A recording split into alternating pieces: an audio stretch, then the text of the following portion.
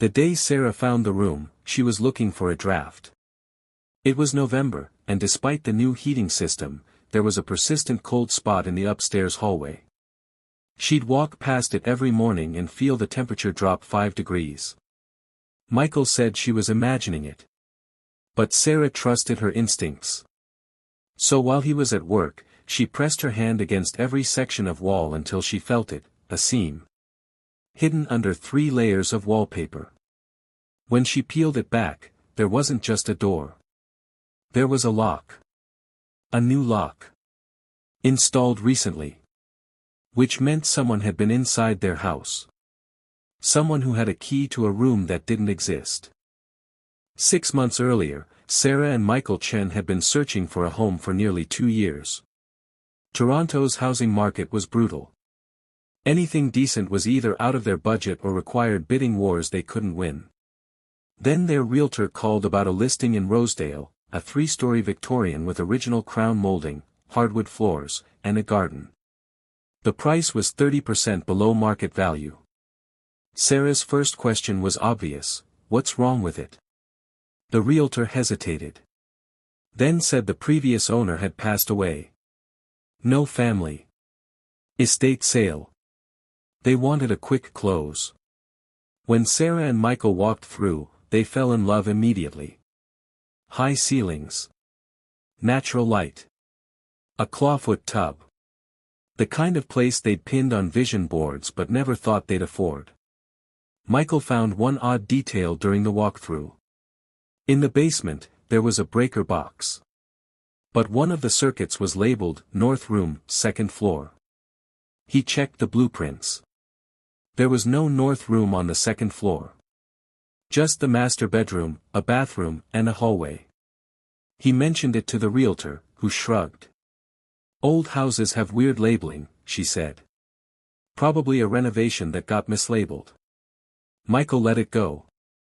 They made an offer that night. It was accepted within 12 hours. They moved in during late August. Everything felt right. Their furniture fit perfectly. The neighbors were polite but not intrusive. Sarah started a small herb garden. Michael set up his home office in the 3rd-floor loft.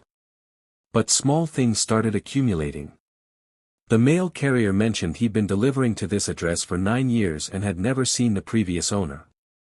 A woman at the local cafe said the house had been empty for at least 18 months before they moved in. That didn't match the estate timeline.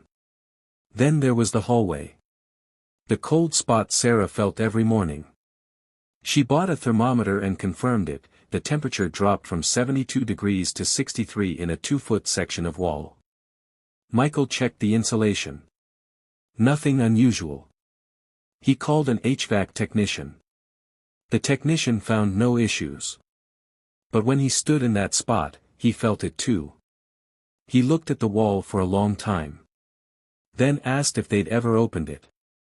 Sarah laughed. Opened what? The man didn't answer. Just finished his paperwork and left. Sarah started peeling the wallpaper on a Tuesday.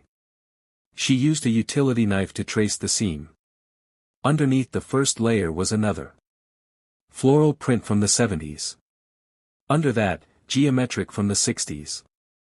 4 layers total. And then, the door. It was narrow. Maybe 2.5 feet wide. Painted the same cream color as the wall, which is why it had disappeared. But the lock was silver. Modern. A deadbolt that couldn't have been more than a few years old. Sarah's heart was pounding. She called Michael. He didn't answer. She took a photo and texted it to him with 3 words, "There's a door." He called back in 30 seconds. "Don't open it," he said. "Wait for me." But Sarah had already tried. It was locked. She went to the basement and flipped the breaker labeled North Room. A light turned on. Not in the hallway. Somewhere behind the door. Michael came home with a locksmith. The locksmith looked at the door and asked if they were sure they wanted it open. Michael said yes. The locksmith drilled out the cylinder. The door swung inward. It wasn't a room. It was a space. Maybe 5 feet deep and 8 feet wide. A crawl space that had been finished. Drywall. Carpeting. A single bulb overhead. And covering the walls, photos. Hundreds of them. Polaroids. Printouts. Newspaper clippings. All of the same 6 people. Different ages. Different settings. Some recent, some decades old. In the center of the back wall, there was a corkboard. Pushpins connected images with red thread. Dates written in marker. Names. Addresses. Sarah recognized 2 of the addresses. They were houses on their street. Michael picked up a photo from the floor. It showed a man in his 50s standing in front of their house. The photo had been taken 3 months ago. While they were living there. They called the police. 2 officers came. Took photos. Asked questions. One of them recognized a name on the corkboard. A retired teacher named Donald Pryor who lived 4 houses down. The officer made a call. 20 minutes later, Donald showed up. He was 71. Thin. Nervous hands. He looked at the room and his face went pale. The officer asked if he knew the previous owner. Donald nodded. His name was Vincent Hale. He'd lived in the house for 40 years. Kept to himself. No one really knew him. But about 10 years ago, Donald's daughter went missing. She was 16. Vanished after school one day. They searched for months. No leads. No body. The case went cold. Then, 5 years ago, Donald received an anonymous letter.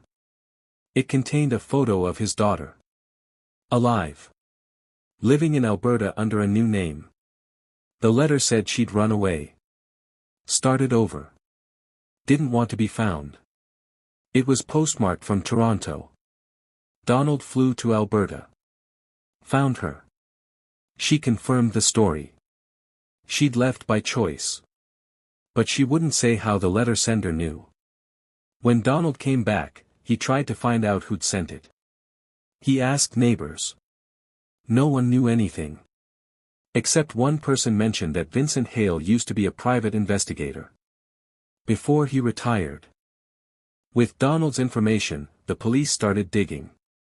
Vincent Hale had indeed been a private investigator. Specialized in missing persons. He'd closed his business in 2004. But he never stopped working. The photos in the hidden room weren't random. They were cases. 6 people. All from the same neighborhood. All reported missing at different times over 15 years. Vincent had tracked every single one. Not for clients. Not for pay. For himself. Because he'd found them. All of them. Living new lives. Some had changed names. Some had moved across the country. But none of them were dead. None of them had been taken. They'd left. By choice. And Vincent had documented everything. But he never told the families. The police found his notebooks in the crawlspace. Page after page of addresses, sightings, and notes. In one entry, he'd written, "They don't want to be found." That has to mean something. In another, telling them would only restart the pain. The police contacted the other families. 3 of them already knew. They'd received letters too. Anonymous. Just like Donald. The letters had given them closure. Painful closure, but closure. 2 families had never heard anything. For them, the discovery was devastating. Their loved ones were alive. Had been alive this whole time. And had chosen not to come home. One mother said she'd spent 8 years believing her son was murdered. She'd attended support groups. Started a foundation. Grief had become her identity. Now she had to process something worse than death, rejection. The police asked Sarah and Michael if they wanted the room sealed or demolished. Sarah said demolished. But before the contractors came, she went back inside. She wanted to understand. Why would someone do this? Spend decades tracking people who didn't want to be tracked, only to never reveal what he knew. Then she saw it. A small frame on the floor. Tucked in the corner. It was a photo of a young woman. 19 or 20. Smiling. On the back, in faded ink, Rachel. 1979, and below that, I'm sorry I didn't look for you. Vincent Hale had a daughter. Rachel. She disappeared in 1979 when she was 20 years old. He searched for 2 years. Hired investigators. Spent everything. Never found her. That's what turned him into a private investigator. He built a career on finding people. And he was good at it. But he learned something in the process. Most people who vanish don't want to be saved. They want to be forgotten. So when he found them, he made a choice. He documented. He watched. He confirmed they were safe. Then he let them go. And decades later, when he was dying, he sent letters to some of the families. Not all. Just the ones he thought could handle it. The ones where he believed the truth would bring peace instead of destruction. Sarah and Michael had the room demolished. They repainted the hallway. Replaced the wallpaper. But Sarah still thinks about it. About Vincent. About the people he found. About Rachel. She wonders if Rachel is still out there. If she ever knew her father spent 40 years looking for ghosts because he couldn't find her. The house is quiet now. The cold spot is gone. The breaker labeled North Room has been relabeled. But sometimes, late at night, Sarah stands in that hallway and thinks about the door that used to be there. She thinks about Vincent Hale, alone in that crawlspace, pinning photos to a corkboard and writing notes about people who didn't want to come home. She thinks about the families who got letters. The ones who didn't. And she wonders what she would have done. If someone she loved disappeared, and a stranger found them, would she want to know? Even if the truth was that they chose to leave. There's no right answer. Just a hidden room. And the man who filled it with secrets he thought were kindness.